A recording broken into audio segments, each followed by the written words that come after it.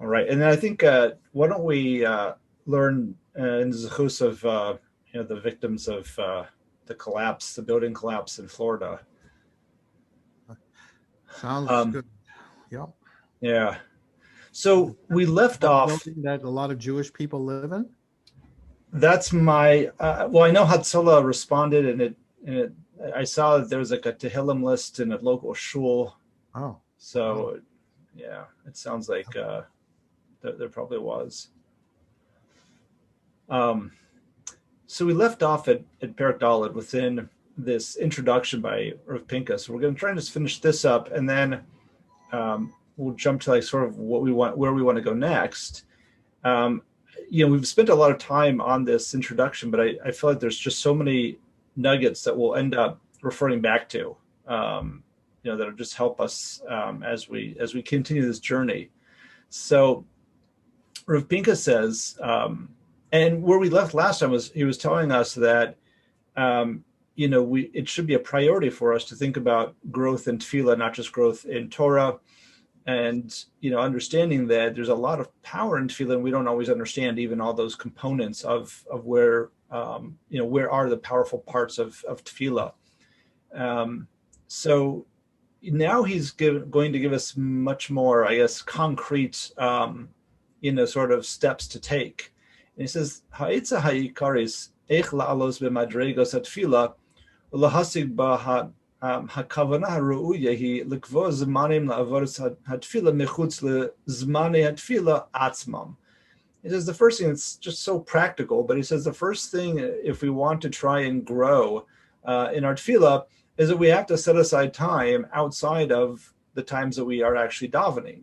In other words, set aside separate times to focus on learning about tefillah. It says, "Bizman hatfila tzarich lispalo hetev." During tefillah, that's not the right time to do it. That's when we should actually be davening. Shezeh atzma tzarich yegiv avodah rabba. That itself requires a tremendous amount of effort just to focus on davening and not, and not get ourselves sidetracked.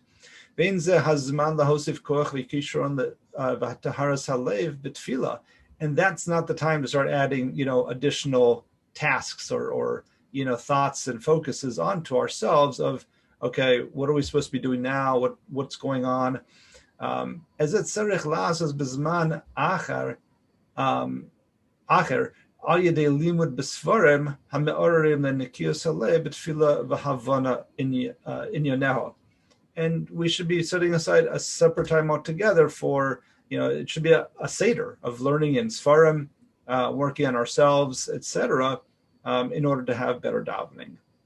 V'hine matzinu etzel Avram Avinu sheyeshna tefillah shehi k'mo mechaman. And he gives us it's an interesting insight. So this is a famous Rashi where Avram Avinu was davening for Sodom, and it says Vayigash Avraham, that Avraham approached HaKadosh Baruch Hu when he's davening for the people of Sodom.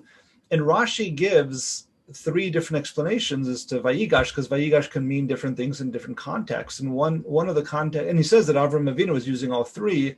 One of those is Melchama, that Vayigash means that you're drawing close in order to do war. And he said Avram Avinu was making war with HaKadosh Baruch Hu to save Sodom. We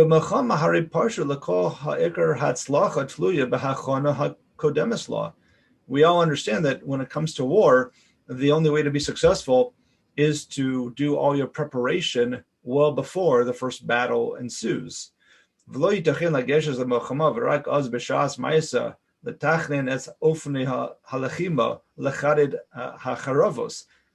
We all understand you can't just show up to the battlefield and then start plotting out, okay, what is our strategy?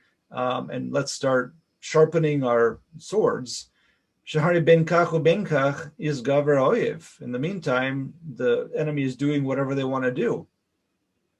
V'cheinu b'tefila imishtado rak b'shas ma'aseh la'orer es halev u'lispalo karui ben kach hamachshav mishutetes v'atefila enu k'raboi v'nimtza hefset filaso. If you wait until you get into shul and start trying to get yourself focused and sort of woken up the lave, it's too late. You needed to have done that before you get into shul. So he says, "Va'etza bezeh he lumod besvarim uba'ma'amarim hamyechadim es hadibor al hisaros bekavanas hatfila." So again, the eitzah here, the advice he's giving us is we have to set aside time. We should be learning and focusing and waking up ourselves in order for tefillah outside of when we're in shul. Likvoa itim is manim kavun ulumod es hamamarim becheshek ubizpalos hanefesh.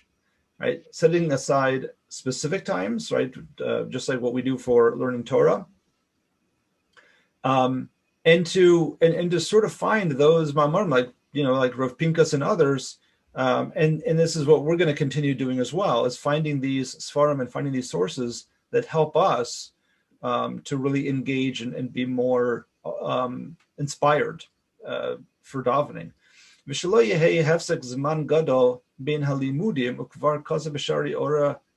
it says there can't be, you can't just do it once or do it once in a while. You can't have these great sort of time intervals between learning, between the time that you're picking up a sefer and learning about davening.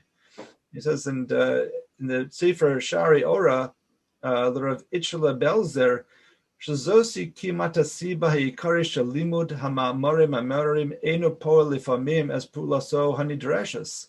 So apparently in the sefer Shari Ora, the Belzer Rebbe says that one of the biggest reasons why people have sort of struggle with growing in their davening is that they'll pick up a sefer once in a while. But I guess lahavdil, it's like exercising, right? You can't exercise once in a while and expect that you're going to develop muscle, develop your muscles and develop your endurance. It's got to be something that is constant and consistent. Because you've got way too much time in between each time you're picking up a sefer to learning it. But they have to be consistent and they have to be sort of one after the other. You have to continue to do it. V'limudenu rabosenu b'kabbalah me'agraza u'me'ari salanter. Then from the Gra, from Yisrael Salanter, shetov lachzor al maimer ha'me'orer kama pa'amim. That it's also important that we continue to sort of review several times what you've already learned or what's sort of already sort of inspired you. Because to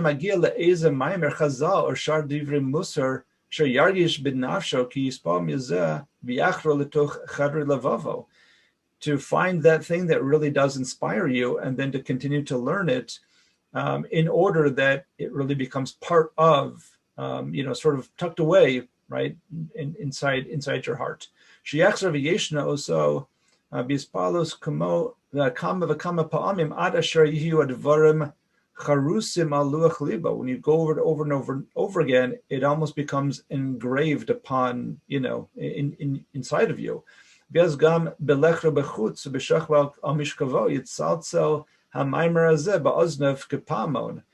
And you hear it so many times, right? You memorize it, but he uses the term that it's like it rings inside your ears like a bell, like you know it.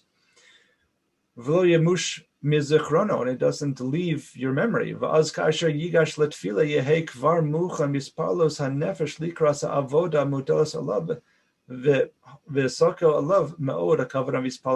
This is what will help us when you walk into davening to be inspired and to be ready and to be able to have a much more impactful davening.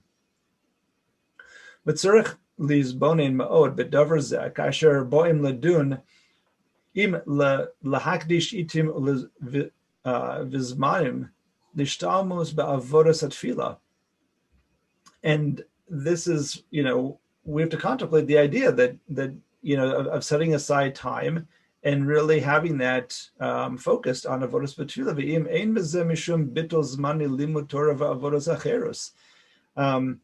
And this cannot be interrupted by other priorities, whether it's limud Torah or all the other activities that we have to do nowadays. Yicholinu liftor es atzminu ma'avodas atfila ubanu ladun kama zman lahatish lemishima zu he haya makor lachkor avo anu hare behechrech magdishim zmanim aruchim letfila. It says, think about how much we're already invested in tefillah outside of this. Tefillas shachris la'avrech u'bachu yeshiva nimshechas b'derech chal kashal. Shachris, he's saying in yeshiva it's like an hour. Okay, so even by us where it's less than an hour. Mincha mariv ke'esrim v'chamesh dakos, and another 25 minutes mincha mariv. You should nitzrav lazeh as zmani birkas hamazon. And once you include, your benching as well, yotze shebesecha kol anu makdishim l'tfilas b'chol yom keshatayim tmimos. We're spending, around 2 hours every day on davening. When you put it all together, b'Shabbos and Yontif shetfilas aruchos ka'arba o chameshos, and even more so on Shabbos and Yontif where davening is longer. So we're already invested so many hours. Umisha eno miskaven keru yotze sherov hashos halalu ivro hem kimat b'li tochin b'li aleo b'li nachas. It says, but without additional effort, all that time that we're spending, it doesn't inspire us. It leaves us feeling a little bit empty. But he goes out of his way. Like, we shouldn't make the mistake to think that if we go into davening and we're not prepared and it just didn't feel like a good davening and felt empty, we shouldn't feel like we weren't yotzei, chovas tefillah. In other words, we still accomplished something in that it's still a mitzvah to daven, even when we're doing it, at sort of that bare minimum level. And we can't forget that. That's an important thing to realize as well, that we're always, doing a mitzvah, even when our tefillah doesn't feel inspired. Aval b'mechinas Allah ve'gadlus ein shaos kimat mivuzvavos, right? So but it's still, it feels like, it just doesn't feel good, right? V'imkein hayim lo kedai lahagdish kol yom ke'esrim dakos v'yidei lafoch es kol shos alolu l'shteigen v'gadlus ba'avodas atfilah. And he says that, even spending 20 minutes a day is really going to make an impact on your davening.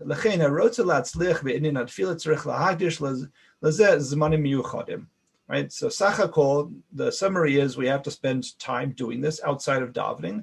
And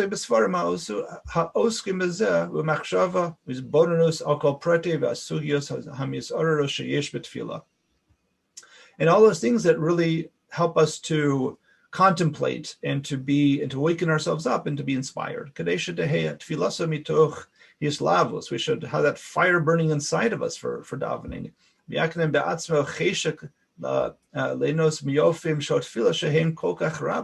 There's so much to enjoy about davening. It's such an opportunity. And there's just so many different aspects of it and depths to davening. Like anything else that has to do with kedusha, it requires a lot of effort on our part. If you put in the effort, you will find it, and that's what happens.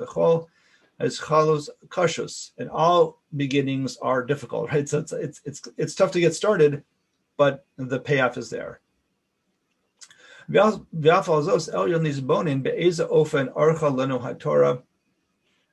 Seder Yomenu, the Mikol Avodas Abore. Now he's going on to another really, I think, very practical point as well. Tefilah hi ha'inin shekol Yehudi makdish lo behechrach es hazman ha'aruch biyoser she'im b'mikra yavor al Yehudi yom b'li limud kvar yotze b'tzimtzum yedei chovas Talmud Torah al yedei kriya shema shachris varvis. He says that when we think about limud Torah, even those days where we didn't have a moment to learn, but we still have, at least, in a very narrow sense of the term, we still have completed our chiyuv of learning Torah. How? With Kriya Shema, Shachris and Arvis, right? When we say the 3 paragraphs of Kriya Shema, that does count towards limud Torah, as we're doing in davening. And he says, let's make no bones about it. That's not enough, right? But it is the bare minimum.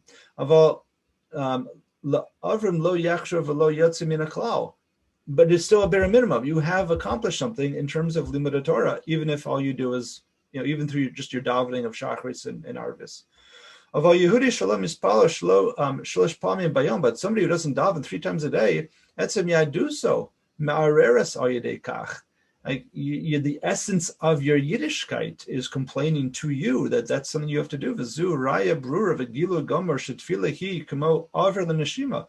like the breath that we breathe. And this is really what our neshama requires more so than any other avoda. Right, so the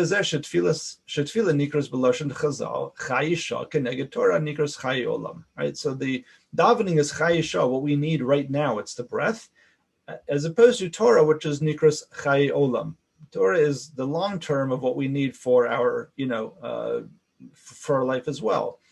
Tefilah hi etzem achiyus shel adam ba'olam hazeh v'kesher tivi shel Yehudi im HaKadosh Baruch Hu mikor hachayim. Because Tefilah is our connection to HaKadosh Baruch Hu, and that HaKadosh Baruch Hu is our source of life.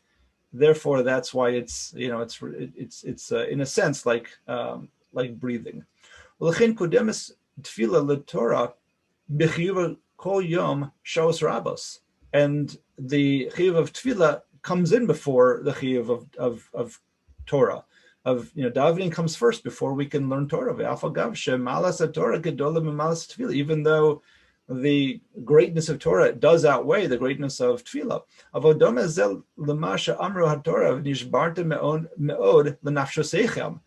But we have to, just like it says in the Torah, that we have to shmir saguf, that we have to keep ourselves healthy. That comes before everything else, and that's what Tefilah is.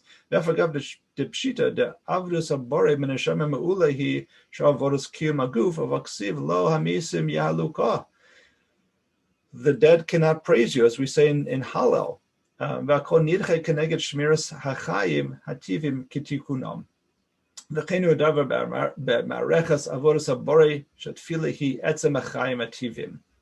it says, again, he's making this point over and over again of just how important davening is, just for our continued health, our spiritual health. So one last area that he talks about, Shas Esakat Tefilah Hayesod Arishon La'atzlacha Hu Lazis La Zman Upnai Karoi. The thing that we have to think about for success in davening is having enough time to daven. Ube'emes davar zehu haklal la'atzlacha b'chol init sheyeh shemisha memahir ligmor davar zmano dochek alav im ein lo zman o savlanus le'inyan she'ozeg bo lo yucha latzlich v'shum panim ba'ofen. He says, if you don't have time and if you don't have the patience to get through something in any endeavor, you're not going to do as well. And so too with davening. The Perek HaKodim Dimarno he's alus bekishron letfilah bishtadlu shelo bezmania tfilah achshav. So before, we've already talked about what's important to do in terms of preparing ourselves for davening and setting aside time to prepare for davening in terms of learning. But what about when you're actually in shul? When we don't have enough time, it really does sort of bother us, and it makes us and that sort of totally throws us off and throws off our davening. What happens when you come into shul just a couple minutes late, right? You're going fast to go through brachos so that you can get to Shemona Esrei at the right time. Right? You want to try and get there, so you're davening with the tzibur. Lifamim ad af medalgim al chelke tfilas al manas lahaspik, and you sort of end up having to skip certain things to get, to catch up. Vim kfar sof sof boim bizman mispalim imatzibur az hashatz kovea lanu. The other thing is, like, we, even when you're showing up on time, the shaliach tzibur, depending on how fast he's going, that can also make you, sort of end up defining how long you can be davening for. B'mashatz atzmamar ledarko, and if the shatz is going fast, Moshe chuacharav eskol tzibur, he drags along the tzibur with him at the same speed. Az man shmona esrei ve'ech litzpalo kovaz lanu hasviva. So our surroundings obviously affect how we daven too. Yes, you can extend your davening a little bit. But you don't want to look as if you're a big chassid and davening much longer than everybody else. And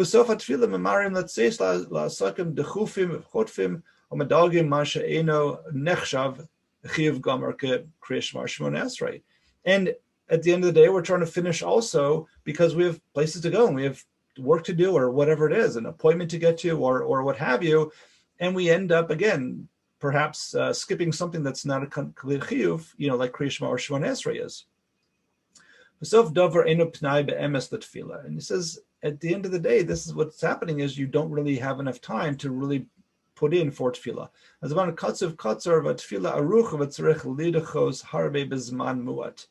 If you only allow yourself a short amount of time, you're trying to squeeze too much into that. And you end up having to cut it out, right? And obviously that's really not the ideal. But knowing Tevaker Itza Rofen, he gives an example of what happens when you go to the doctor. The doctor says to you, the doctor's very fast and just moves through the motions and moves on. He says, but you always feel like you're seeing a much better specialist when the doctor comes in and spends time with you and asks you and really spends, really devotes the required amount of effort, time, and patience. And and that's the idea here as well.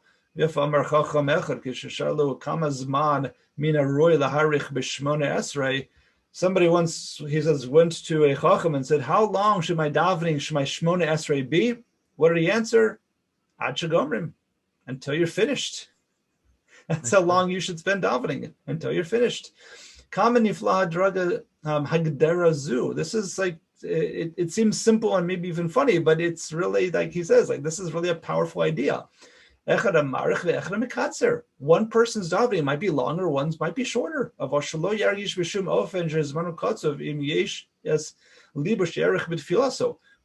the important point is that you can't feel like I only have, 2 minutes, I only have 10 minutes, I only have a certain amount of time, because that's going to throw you off.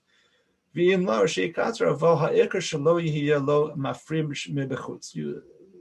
to try and free ourselves of all those external factors that bother us during davening.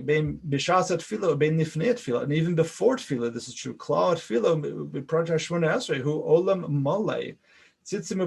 Because davening, especially in Shemona Esrei, is an incredible world unto itself. Without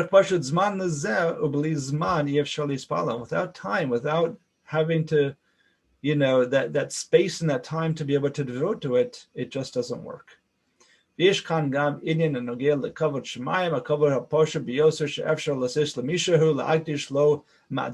he talks about, he says there's another thing about kavod shemayim. When we think about the fact that we owe HaKadosh Baruch Hu everything, and if all we do is run in, say, thank you God for what you provide to us, and then we run out the door, like, how is that kavod shemayim? And he gives us the example of what happens when we go up to somebody and talk to them, and we can tell. Like sometimes you have that situation where you walk up to somebody, you start chatting with them, and from the way that they're interacting with you, they're in a hurry, right? They really don't have the time, and they're trying to be courteous, and they're trying to give you a couple of minutes, but that they need to move on.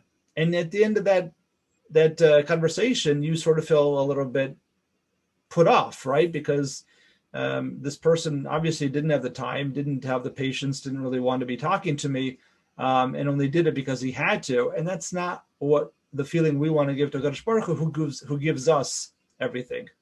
So I'm sort of just running through the end, but I feel like these are really important ideas that we should think about, as just, again, this is sort of introduction.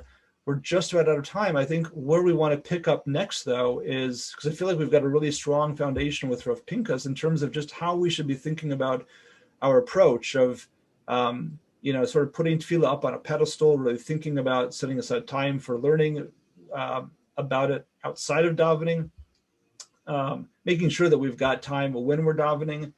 But now what we want to try and focus on next is what are those things? Like, so how do we connect better now? Now that I'm, maybe in the right mindset for davening, and I want to start to spend a few minutes every day thinking about davening. What are those things that we can be learning? How do we approach the learning itself? What will inspire us? And that's where we'll pick this up next time in another source, where we'll start to look at some of the inyanim of just how to approach with a lot of really practical examples of what's important, what's what will give us some of these insights that when we're davening, we feel like we're more connected to what we're actually saying. And as we said before, it's not just about the translation of words, it's more about understanding the structure of the davening. Why does one thing come before the next? And that's what we're really going to get into next time. So I'm excited about this. I hope you are. I've been looking at a lot of different sources that there's so much out there, and it's sort of hard to figure out what to whittle down and what to focus on. But Be'ezus Hashem, there's so much, and I hope that this is going to help us all with our tefillahs going forward. Thank you, Jeff. Jeff, is this also Rab Pinchas, the next one? No, so this is a different sefer. This is a sefer. It's also a contemporary sefer called Masechet Tefilah, or Masechet Shot Tefilah, and it's set up as a sefer that looks like a Gemara. But what it really is the source of davening. So it might be a source like the in the middle where the Gemara would be. So it might look like it might be a piece from from the Arizal or something like this, or even from the Gemara. And then on the outside is all these perushim about what is it, how it came about, what is that shtickle davening that we're talking about. And this is just the introduction to that sefer, but he really gets into a lot of very concrete examples of how to apply what he's teaching in the sefer itself. So there's just an amazing amount of content that's it's come out recently about helping us to daven. So I'm going to try and just pull from where we can. But there's also classic sources like the Nefesh HaChaim and the Rambam that we'll try to pull from as well going forward, because all of this really sort of comes together and it gives us so many hinsights. So hopefully, we'll get there. I know it's a slow process, but we'll get there, and hopefully that also puts us into a better matzav, for the 3 weeks coming up, and helping us to approach davening better that way.